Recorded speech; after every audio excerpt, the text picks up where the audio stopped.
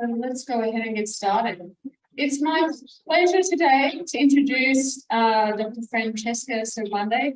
She is a senior lecturer in the Digital Media Studies at Cardiff University, the author of Digital Lives of Black Women in Britain, as well as Consuming Crisis, Commodifying Care and COVID-19. And that is what I'm looking forward to hearing discuss today.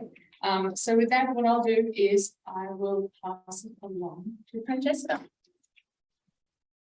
Hi everyone, thanks very much for inviting me to be a part of today, and hopefully you can hear me. If at any point there's any issue with audio or tech, if somebody could let me know either using the chat box or using a mic. Today I'm going to be speaking a lot about research I've been doing over the last several years now that focuses on questions to do with consumer culture, times of crisis and the media. So although there are two particular examples that I'm really going to be focusing on today, they're part of this wider overall process of analysing consumer culture, the media, the marketplace, forms of consumption that are really at the core of a lot of the research that I do. So I've been spending a lot of time exploring the relationship between all of these aspects of society. And as I discussed in collaboration with Bethany Klein as part of a recent article in the European Journal of Cultural Studies, there are numerous examples of how depictions and discourses of food consumption have been involved in the promotion of very marketable messages of so-called normal life during times of crisis. And specifically, with regards to my presentation today, I'm speaking about the COVID-19 crisis, but I'm always acknowledging the fact that it's connected to a whole host of different crises as well, which we know are entwined with the effects of the pandemic on different people's lives. So as part of this research that I'd recently done along with Bethany Klein, we'd looked at a whole host of different examples, including how Birdseye has seemed to offer itself as an anchor to normality during times of crisis. And here I'm reflecting on different media framings of Birdseye and the adverts that we've seen in recent years. So they've really sort of framed themselves as having this reassuring role. You can find comfort in moments of normality, like deciding what's for tea, even as we struggle with these bigger questions. Birdseye's What for Tea TV advert debuted in April 2020 and features a montage of footage of people involved in everyday life at home. So from scenes of a family baking together to another family exercising, we see this representation of the archetypal family at the centre of these sorts of adverts. Ultimately, Birdseye's What's for Tea advert focuses on scenes of predominantly white familial domesticity and different forms of food consumption as part of this message about helping everyone through this time in whatever little way they can. Now, the advert includes quite a light-hearted tone, and this is evident in the form of the background music that features as part of it, and other symbols and signs that contribute to how they position themselves as a brand of reassurance that feels a responsibility to stay on air and remain connected to consumers during the coronavirus pandemic. However, today I'm going to be turning my attention to two specific examples of how consumer culture, consumption and crises collide in the form of a focus on home baking and a focus on the UK's Platinum Jubilee pudding competition.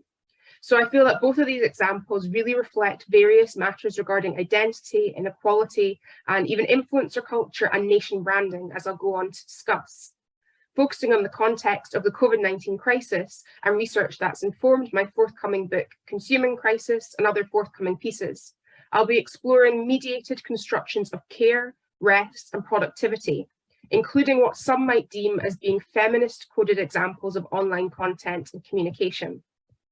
So based on analysis of digital discourse and depictions of food preparation and consumption during the pandemic, I'm thinking about aspects of the racial, gender, and class politics of the nexus of media communication and consumer culture during times of crisis, including as part of ever-present nation branding practices.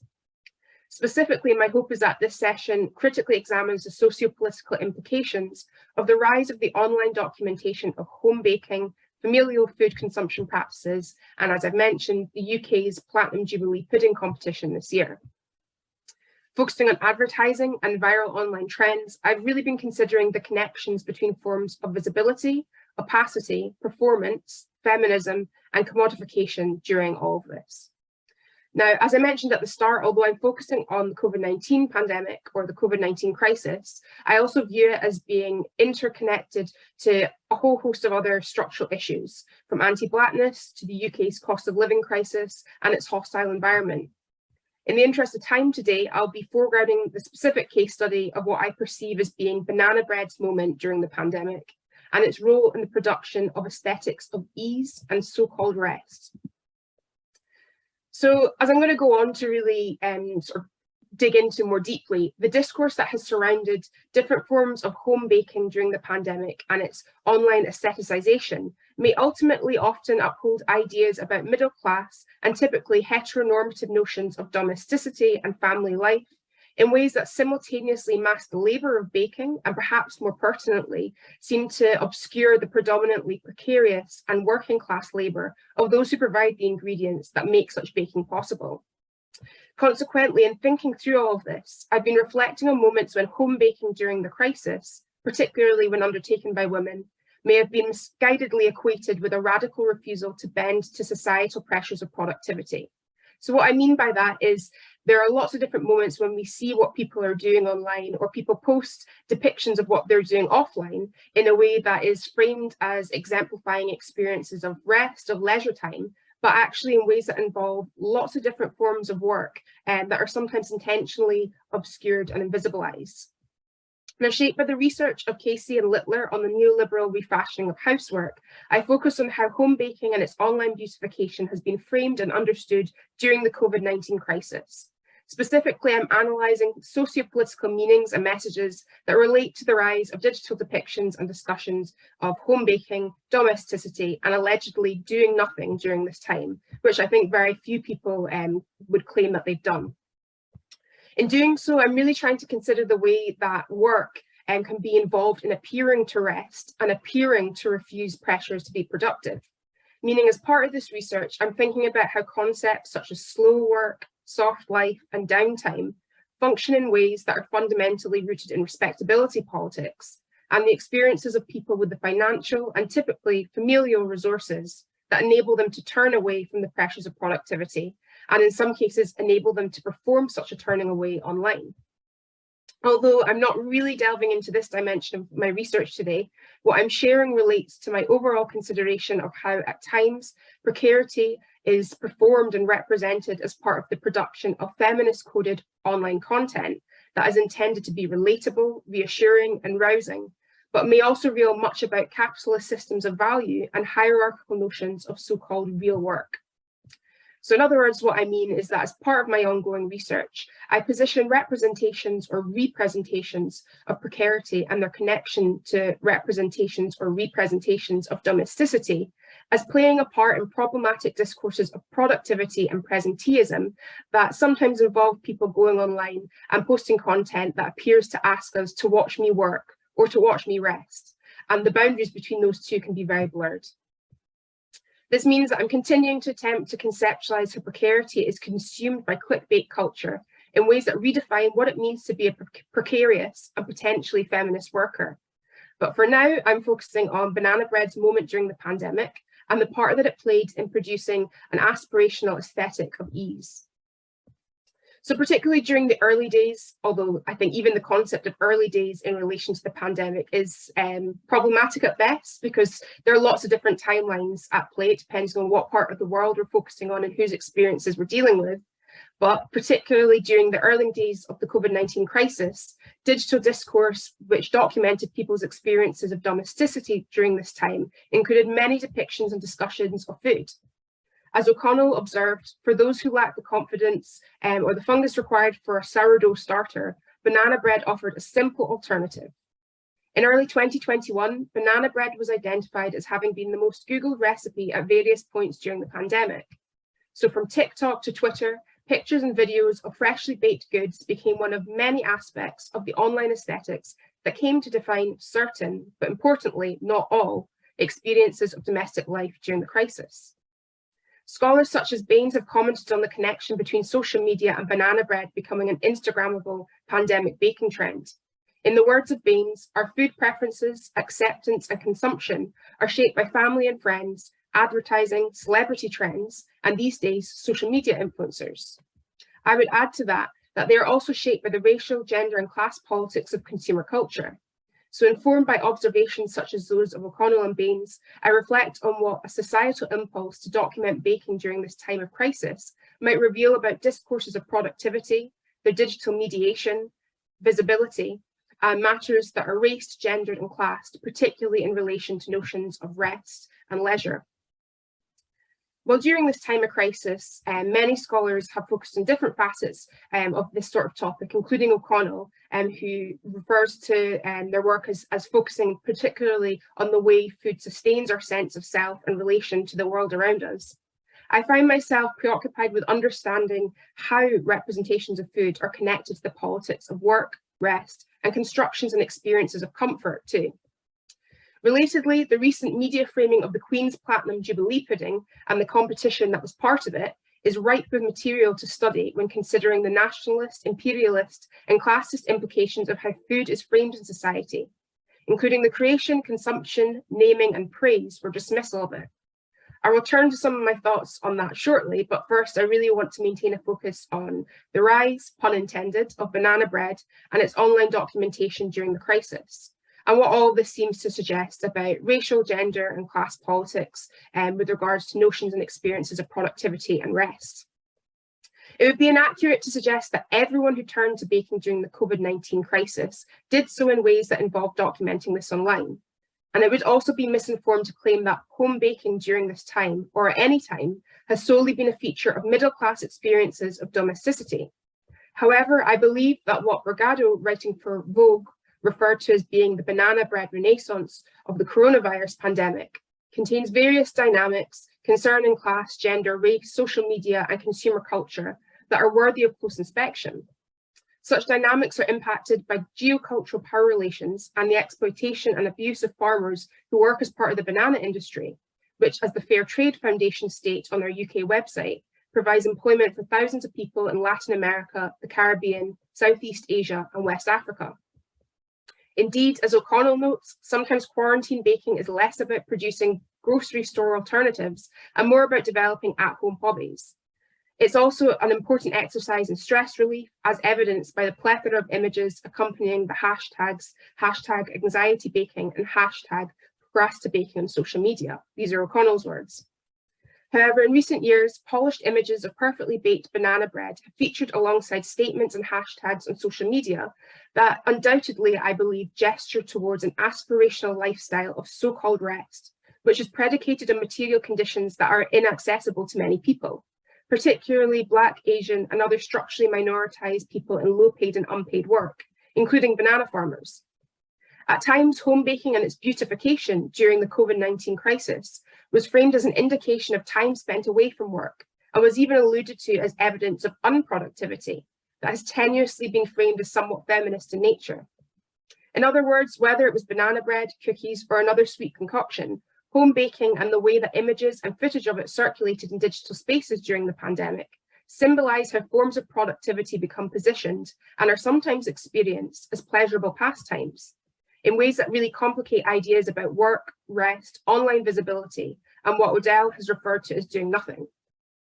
As the work of many scholars has highlighted, calls for more rest and a return to radical forms of self-care and collective care feature as part of feminist politics, not to suggest that such calls ever completely departed from feminism. They're not new. What banana bread's moment came to symbolize during the pandemic in various ways connects to how forms of rest, leisure time, and the perceived refusal to respond to certain pressures to produce are sometimes coded as feminist in nature, and this sometimes happens in uncritical ways. Put differently, I'm tentatively thinking about what might be the digitally mediated and often raced, gendered, and classed logic of I baked and posted about it online, therefore I rested.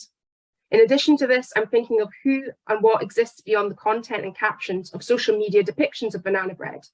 Specifically, in the words of the Fair Trade Foundation, reports about problems in the banana industry often highlight the incredibly challenging situation for workers: low wages, precarious employment, restrictions on the right to organise into groups, and the handling of unhealthy and environmentally hazardous chemicals without adequate protection, to name a few. As Horgan notes in the generative book Lost in Work, Escaping Capitalism, The COVID-19 crisis has shown that risk of harm to health at work is not evenly distributed. While the lack of PPE, long hours, and offensively low pay that NHS workers faced received rightful condemnation, the risks faced by workers in the low pay and low protection service sector were less often remarked upon, including the work of those in supermarkets and shops where people got their bananas to bake their beautiful bread. Now, I don't say all of this to merely moralise or to shame anyone who made banana bread during the crisis. I did so several times and I enjoy baking when I have the ingredients and when I have the time. Instead, I'm saying all of this to highlight this as a way of thinking critically about how some calls to and praise of rest, including certain experiences of domesticity and heteronormative homemaking during this time of crisis, operate in ways that ultimately stem from inherently middle-class positions, namely the views of individuals who were able to bake banana bread but did not have to farm or sell the ingredients that formed the recipe. As Casey and Littler have highlighted, with a neoliberal culture, housework is now often refashioned as a form of therapy for women's stressful lives, stresses that neoliberalism and patriarchy have both generated and compounded. Informed by this, I regard the digitally mediated framing of banana bread and home baking during the crisis as reflecting what Casey and Littler observe, in addition to being reflective of how depictions and discourses of predominantly white middle-class domesticity come to define what rest and ease is. Now, when conceptualizing these sticky matters of what might be deemed the unsavory side of the symbolic value of banana bread baking during the COVID-19 crisis, I find it helpful to reflect on nuanced differences between housework and different households. For example, when engaging with some of the many pieces of content depicting home baking, it can be difficult to determine exactly who and what, from ingredients, equipment, money, and filters, were involved in the process. Consequently, there may be times when such home baking, and the way that it does or does not constitute a form of productivity or rest, departs from what is typically regarded as housework. Is baking banana bread and beautifying it housework, aesthetic labour, both, neither? Also, whose experiences and perceptions of work and rest tend to underpin potential answers to these questions? In addition to being enmeshed with gendered and class expectations and societal ideals, the media framing of food preparation, presentation, and consumption is entangled with elements of nation branding, as is evidenced by the Platinum Jubilee Pudding competition, which this year was part of the UK's celebration of Queen Elizabeth II. Media coverage of the Platinum Jubilee Pudding competition included a 1-hour celebratory special on BBC titled The Jubilee Pudding, 70 Years in the Baking. Now, this documented elements of the competition to find a winning pudding, which the British public would then be encouraged to make as part of the Platinum Jubilee celebrations. On their iPlayer website, the BBC described the celebratory special as follows: 5 exceptional home bakers create an extraordinary pudding fit for the Queen in a national competition, hoping to be crowned winner of the Jubilee pudding and go down in history. A tweet by BBC Food on May 12th reiterates this messaging, infused with references to royalty and the dutifulness that citizens are expected to express. All hail the winning pudding. Outcompeting 5,000 competition entries, this regal delight will go down in history as the official Queen's Platinum Jubilee pudding. We can't wait to see this being made around the country over the Jubilee weekend. Now, this image is not of the actual winning pudding, but it hopefully gives you a sense of the sort of processes of beautification, aestheticization, and just the different framings that are at play in relation to all this. While the pudding competition was often framed in a light-hearted way, the promotion of it also included messages which were undoubtedly serious in tone, and which were made up of signs, symbols, and subtexts which reveal how aspects of nation branding are arguably entwined with the images or a range of brands, including those of celebrities, as well as the iconicity of British monarchy from some people's point of view. A prime example of this is how promotional material related to the Platinum Jubilee Pudding competition has involved publicising British brands such as Fortnum and Mason, an upmarket department store. Now, these branding activities that surrounded the Platinum Jubilee Pudding competition may be more Rule Britannia than Cool Britannia. However, and particularly due to digital culture, the promotion of the Platinum Jubilee Pudding competition involved a playfulness that is perhaps demonstrative of how nation branding efforts in the UK have increasingly drawn on the informality and interactivity associated with social media. Examples of this in action include the digital presence of several British embassies, which posted emoji peppered tweets that encouraged people to share photos of their attempts at making the winning pudding. While examples of social media documentation of home baking and the official marketing of the Platinum Jubilee Pudding competition are different in many ways, the ingredients of both are bound together by the perceived wholesome and often unnamed gendered and classed societal values that tend to be ascribed to baking and the aesthetic of what is baked. So contrary to how rest is often discussed in media, public and political life, and as has been highlighted by the work of many different scholars, including those who focus on disability justice matters and activists who deal with such themes too, rest is not experienced in universal ways, and it certainly is not simply a matter of choice. It's not simply a matter of deciding to bake a pudding or bake a cake.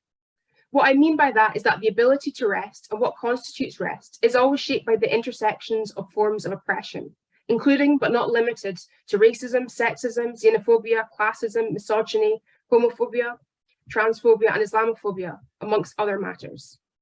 Sure, to some, baking banana bread is a restful act, and I don't suggest otherwise. In agreement with Brigado, I recognise that there's something cathartic about creating something delicious out of bananas that are getting overripe and gross, which are the suggested state for the baked good, as Brigado says. However, when home baking and its online aestheticization is embroiled with discourses of ease and the so-called soft life, this often involves uncritically equating digitally mediated expressions of predominantly white and middle-class domesticity with rest. This can take shape in ways that actively mask the forms of labour that are involved in baking and the documentation of it, including potential differences between the material conditions of those involved in various aspects of that baking process. Also, digital depictions and discourses concerning banana bread and home baking sometimes appear to be interconnected with constructions of idealized femininity, and in particular motherhood, in ways that unsettlingly point towards conservative and cis-heteronormative notions of family life and parenting. Now, as extensive work highlights, women are societally expected to undertake many different forms of aesthetic labour, and they're not the only ones, but there's a strong focus on the particularities of the type of aesthetic labour that women are expected to undertake. Informed by their work, and the work of many scholars who have critically grappled with this, I contend that there's scope to deem some of the beautified digital content that captures home baking during the crisis as symbolising an extension of such aesthetic labour that is demanded of women, and as being part of what Casey and Littler term gendered and racialised histories of domestic labour and the figure of the housewife. Perhaps the expansiveness of societal demands of aesthetic labour, which are particularly, as I've said, directed at women, include an expectation to cutify and perfect the aesthetic of food for social media, and in ways that connect to wider and changing relations between what Duffy refers to as gender and aspirational labour in the digital culture industries. So messages about maximising your productivity during the pandemic, they appeared almost everywhere, from trite Twitter posts about turning pastimes into profit, to billboards that boast about the benefits of a rise and grind mindset. Early in the pandemic, I remember raising an eyebrow at branded content that claims to help people to make the most out of their pandemic experience by acquiring new skills to stand out from the job market crowd. Although many people were struggling to survive, marketing messages that positioned the pandemic as an opportunity to produce, profit specifically, and as being the perfect time to reproduce as well, and this is part of my wider exploration of the different messages that seem to be marketed during that time, they popped up everywhere, and we saw that there was a real pressure on people to keep their foot on the pedal of productivity and reproductivity.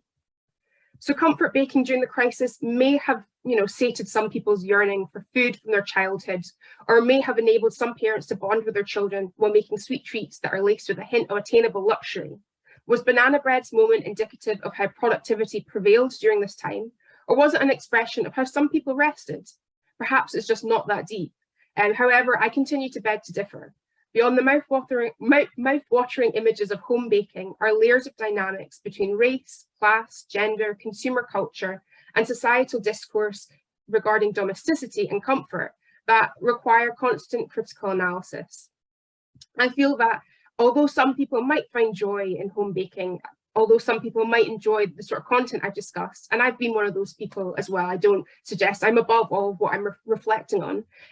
Beneath all of that, there's something that requires continued reflection, particularly as we grapple with the cost of living crisis, and that many institutions, profitable ones, marketers, advertisers, and politicians might be quick to try and distract from by pushing images of a life of ease, suggesting that rest is found in productivity, and by implying that, you know, going online and connecting by posting this sort of content is a way to cope with the crises that are currently unfolding.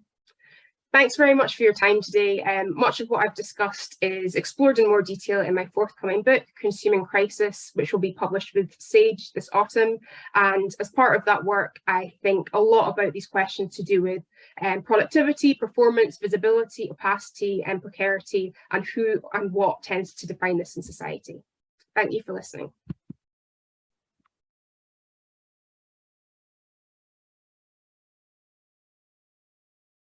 Okay, so I was on mute then, but you maybe didn't hear that everyone. There was a big round of applause there at the end. With that, we'll do the same method. So if anyone in the room here has a question, you can come down to ask the question down here at the microphone, and then Francesca will be able to hear you. If anyone in the Zoom has a question, please, raise your hand or write your name in the chat. Or write your question in the chat, and I can go ahead and read it out. I might just get things started with something, a question that I've had. So you've used the really interesting example of banana bread, but I was wondering, I'm sort of thinking about other examples that you might use, and this idea that's really was, I don't know when it was, come out, but it seems to really sort of become a thing especially on social media in the last sort of 5-10 years, is this idea of self-care, specifically related to women, and this idea that self-care, promotes this idea that you're looking after yourself, but really what you're kind of doing is, you're doing things that sort of form this ideal version of what a woman should be. You're getting your nails done, you're doing things like that. So, sort of thinking of another example there. So, can you expand on that in any way? Sure, thanks very much for that question. I think something else I've looked at as part of this project is just this overall landscape of so-called feminist advertising, femvertising, and different messages that brands have been pushing for many years before this point, but which seem to take a particular form during the pandemic.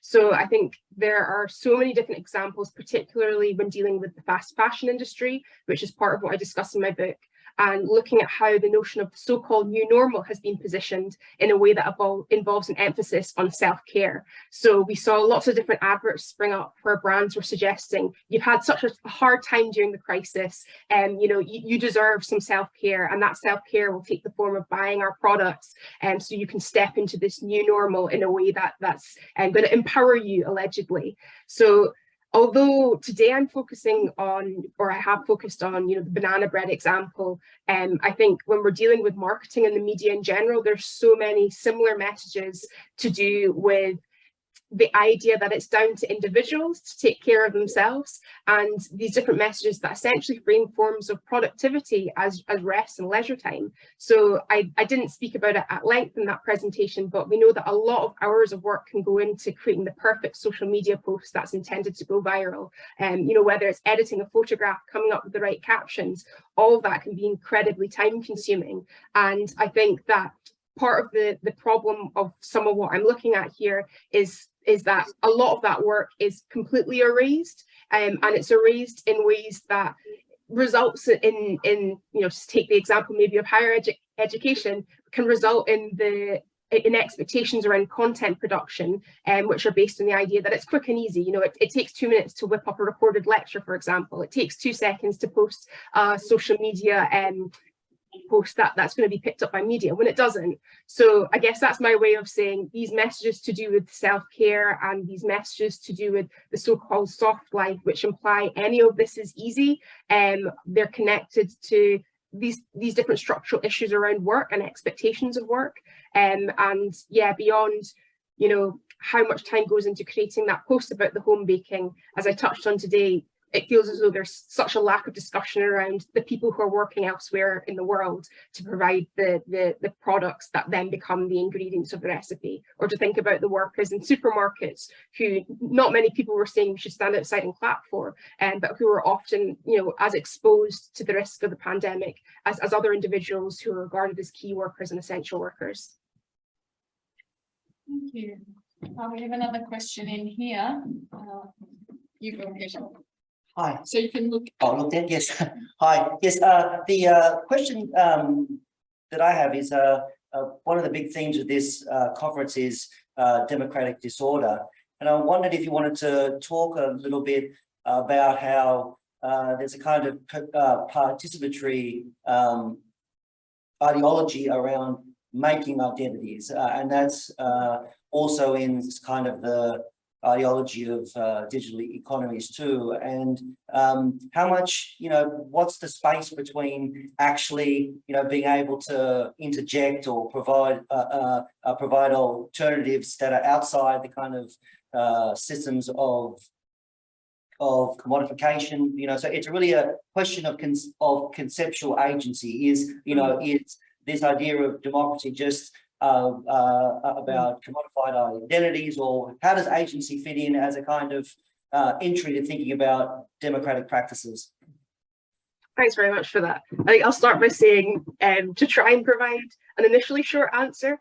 So I think my banner image on Twitter for a long time has been an image of some traffic lights in Edinburgh years ago with a poster which says press this button to experience a sense of agency, and I kind of feel as though that really captures how I feel in response to this question when we're dealing with digital culture and commodification. So I think that agency is always, well, I mean, there are lots of structural factors that constrain agency, but when we're dealing with digital platforms and digital spaces that are largely based on the logics of capitalism and marketization and monetization, I think people's agencies constrain in so many different ways that they're not always aware of. What I would say is, that said, thinking more about these themes to do with democratization and disruption, I think especially when there are so many examples of governments increasingly trying to obstruct people's right and ability to protest in person, to come together in person, we know that people are possibly going to turn even more so to digital tools as a way to engage in forms of dissent and resistant practices. So whilst I think the example of home baking might not necessarily be the most relevant one to what I'm speaking about right now, I think that's my way of saying there's a chance to engage with digital technology in ways that can contribute to collective liberationist efforts.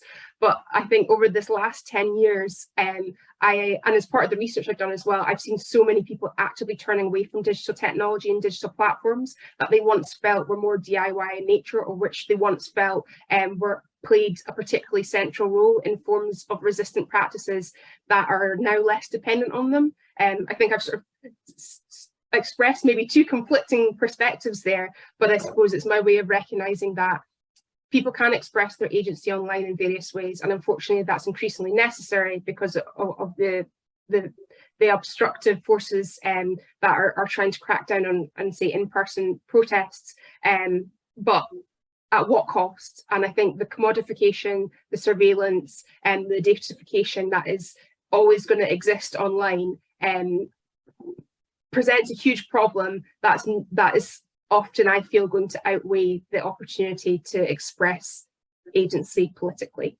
It's not a clean-cut answer to that question, but hopefully convey some of my thoughts on all of that.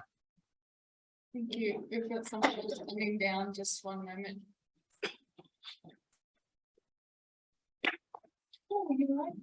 Sorry, I rushed you and then you.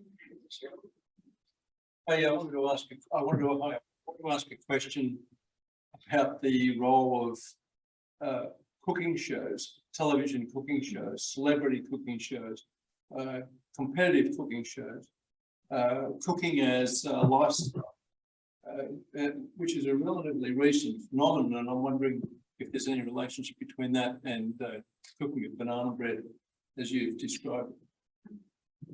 Yeah, thanks for that. So I'd say, actually, what I've spent more time looking at is the relationship between that and the Platinum Jubilee pudding competition. So I wanted to sort of minimize my discussion of that today, but I've been looking a lot at the role of cooking shows and baking shows in forms of nation branding, and then, you know, how we see that connect to the branding of monarchy in this case. And certainly when we take the example of Great British Bake Off, and I know this is something that other scholars have looked at themselves too, that is a show that, in my opinion anyway, is actually much more about the nation brand image of Britain than it is about baking, than it is about cooking, than it is even about celebrity. And there might be people who feel strongly and have a different perspective, but I think what we have seen is these different terrains, media, marketing, monarchy in this case, combine in these sort of mutually beneficial ways, where we have something that seems to be as innocuous as a reality TV baking show, really pushing this image of Britain. And I know it's fascinating to reflect on how the Great British Bake Off, for example, is followed and enjoyed by people in different parts of the world. I think, whilst others might disagree, soft power is a term that I view in relation to all of this. And yeah, I just think it's fascinating how, I guess, what is marketed as a British sensibility is promoted as part of baking and cooking shows. I'm going off on a tangent here, so I'll keep it brief. I spent some time this summer in some archives in DC looking at the history of advertising in the UK and the US, and it was really fascinating to look at correspondence from between the 40s till the 80s, dealing with UK nation branding and focusing on food consumption, focusing on the role of different members of the royal family and all of that. And part of me thinks very little has actually changed. It's just how media has developed means that the tools that are drawn on as part of nation branding have evolved. Does anyone else have a question? Anyone else will miss out? Well, thank you, Francesca, for a great talk. I'll ask everyone to give another round of applause since we missed the first one. Thank you. As we move into the last session, so thanks very much. Thank you, everyone.